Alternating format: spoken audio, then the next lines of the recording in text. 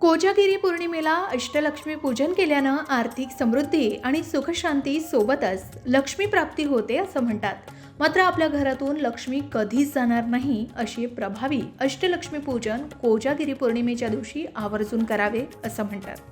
ते कसं या संदर्भात चला जाणून घेऊया, पण त्याआधी आमच्या चॅनलला सबस्क्राईब नक्की करा, कारण आतापर्यंत 80% लोकांनी आमच्या चॅनलला सबस्क्राईब केलेलं नाही. त्यांनीही लाल सबस्क्राईब बटन नक्की दाबा. कोजागिरी पौर्णिमा यंदा 16 ऑक्टोबर बुधवारी रोजी साजरी केली जाणार आहे. कोजागिरी पौर्णिमेची तिथी यंदा असेल 16 ऑक्टोबर रोजी रात्री 8:40 पासून ते दुसऱ्या दिवशी 17 ऑक्टोबर रोजी संध्याकाळी 4:55 या दिवशी भगवान श्री हरिविष्णूंची पूजा करणं शुभ मानलं जातं.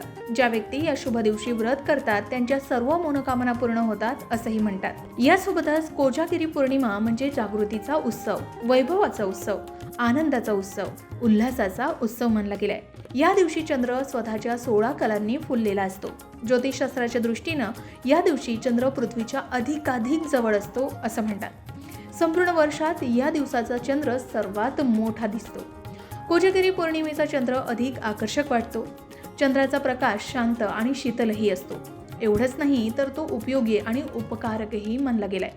शेतात पडून असलेल्या धान्याला तसेच अनेक प्रकारच्या औषधींच्या गुणांना पुष्ट करण्यात चंद्राचा फार मोठा वाटा आहे असंही मानलं जातं. कोजागिरी पौर्णिमा ही देवी लक्ष्मी पूजनासाठी अत्यंत शुभ मानले गेले. या दिवशी रात्री देवी लक्ष्मीची विशेष कृपा मिळते असं मानलं जातं. असंही म्हणतात की देवी लक्ष्मी या दिवशी पृथ्वीवर फिरत असते आणि को जागरती म्हणजे कोण जागा आहे असं विचारत असते. जे जागे असतात किंवा जागृत असतात त्यांच्या घरी लक्ष्मी देवीची कृपा होते असंही म्हटलं जातं. म्हणूनच शरद पौर्णिमेच्या दिवशी म्हणजेच कोजागिरी पौर्णिमेच्या दिवशी लक्ष्मी पूजन केलं जातं. कारण मान्यतेनुसार देवी लक्ष्मीचा जन्म या दिवशी झाला होता. याला कोजागिरी पौर्णिमा किंवा कौमुदी व्रत असेही म्हणतात. धनप्राप्तीसाठी हा दिवस अत्यंत शुभ मानला जातो. कोजागिरी पौर्णिमेच्या दिवशी माता लक्ष्मी पृथ्वीवर येत असते. या दिवशी अनेक जण देवी लक्ष्मी मातेची भक्तिभावानं पूजा करतात. शिवाय चंद्र त्याच्या 16 टप्प्यांनी भरलेला असतो आणि त्याची किरणं अमृताचा वर्षाव करत असतात. म्हणूनच या रात्री दूध आठवून त्याची खीर बनवून चंद्रप्रकाशात ठेवली जाते आणि देवी लक्ष्मीला अर्पण करून दुसऱ्या दिवशी प्रसाद म्हणून ग्रहण केली जाते. या दिवशी देवी अष्टलक्ष्मीचं पूजन करणंही खूप फायदेशीर मानलं गेलंय. कोजागिरी पौर्णिमेच्या दिवशी अष्टलक्ष्मी पूजन कसं करावं किंवा देवी लक्ष्मीचं पूजन कसं करावं ते आधी बघूयात. कोजागिरी पौर्णिमेच्या दिवशी सकाळी स्नान केल्यानंतर सर्वप्रथम घराचे देवघर स्वच्छ करावे. त्यानंतर देवघरात लाल किंवा पिवळ्या रंगाचे वस्त्र पसरावे. देवी लक्ष्मी आणि भगवान श्री हरिविष्णूंची मूर्ती स्थापित करावी.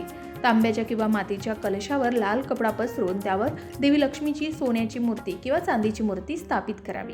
मूर्तीसमोर तुपाचा दिवा लावावा. गंगाजलानं स्नान करून अक्षता, हळदी कुंकू अर्पण कराव्यात. त्यानंतर पांढरी मिठाई आणि खीर अर्पण करावी. रात्रभर जागरण करून भगवान श्री हरिविष्णूंच्या सहस्त्रनामाचा जप करावा. श्री सुक्ताचं पठण करावं. भगवान श्रीकृष्ण महिमा, श्रीकृष्ण मधुराष्टकम आणि कनकधारा स्तोत्राचं पठण करावं. शिवाय कोजागिरी पौर्णिमेला अष्टलक्ष्मी पूजन केल्यानं आर्थिक समृद्धी आणि सुखशांतीही प्राप्त होते असं म्हणतात. आता अष्टलक्ष्मी कोण? तर अष्टलक्ष्मी या देवी लक्ष्मीच्या 8 रूपामध्ये प्रत्येक रूप विविध संपत्तीची आणि जीवनातील वेगवेगळ्या गोष्टींची प्राप्ती करून देतात असं म्हणतात. या 8 रूपांमध्ये आदिलक्ष्मी, धनलक्ष्मी, धान्यलक्ष्मी, गजलक्ष्मी, संतानलक्ष्मी, धैर्यलक्ष्मी, विजयलक्ष्मी आणि विद्यालक्ष्मी यांचा समावेश आहे.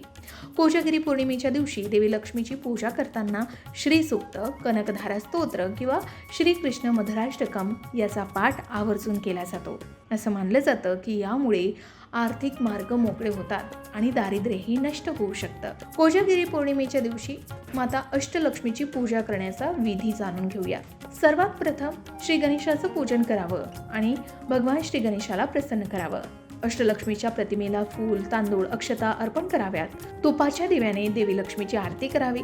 अष्टलक्ष्मी मंत्र पठण करावं. प्रत्येक लक्ष्मीच्या रूपाला लक्ष देऊन मंत्र म्हणावेत. आदिलक्ष्मी ही स्थैर्य प्राप्ती देते. धनलक्ष्मी ही आर्थिक समृद्धी देते. धान्यलक्ष्मी ही अन्नधान्य प्राप्ती करून देते. तर गजलक्ष्मी ही ऐश्वर्य आणि समृद्धी प्राप्त करून देते. शिवाय संतानलक्ष्मी संततीचं सुख मिळवून देते. धैर्यलक्ष्मी ही धैर्य आणि शौर्य देते. विजयलक्ष्मी यश आणि विजय मिळवून देते. तर विद्यालक्ष्मी ही ज्ञान आणि बुद्धी देते असा समज आहे. याचबरोबर देवी लक्ष्मी स्तोत्र आणि श्री सूक्ताचं पठण या दिवशी आवर्जून करण्यास सांगितलं जातं. पंचामृतानं अष्टलक्ष्मीला अभिषेक करावा, नैवेद्य म्हणून खीर अर्पण करावी, कारण कोजागिरी पौर्णिमेला दुधाची खीर विशेष मानली गेली. अखेरीस देवी लक्ष्मीची आरती करून सर्वांना प्रसाद द्यावा. आता कोजागिरी पौर्णिमेच्या दिवशी रात्री देवी अष्टलक्ष्मीच्या पूजनाचे काय फायदे आहेत, तर धन, संपत्ती आणि समृद्धी प्राप्त होते. शिवाय घरात शांतता, सौख्य आणि सुखशांतीही नांदते. कौटुंबिक सुख आणि संततीची प्राप्तीही होते. यश, विजय आणि ऐश्वर्य प्राप्त होतं. तर ज्ञान, बुद्धी आणि विद्याही प्राप्त होते असं म्हणतात. कोजागिरी पौर्णिमेच्या दिवशी जागृत राहून अष्टलक्ष्मी पूजन केल्यानं देवी लक्ष्मीची विशेष कृपा मिळते आणि जीवनातील सर्व इच्छांची पूर्तता होते असं म्हणतात. याच कोजागिरी पौर्णिमेला किंवा कोणत्याही पौर्णिमेच्या दिवशी हे न जमल्यास शुक्रवारी याच पद्धतीने अष्टलक्ष्मीची पूजा करावी. या कारणामुळे देवी लक्ष्मी कधीही घराबाहेर पडत नाही असं म्हणतात. आपल्या घरात देवी लक्ष्मी कायम टिकून राहते आणि तिचा वास आपल्या घरामध्ये कायम राहतो असं म्हणतात.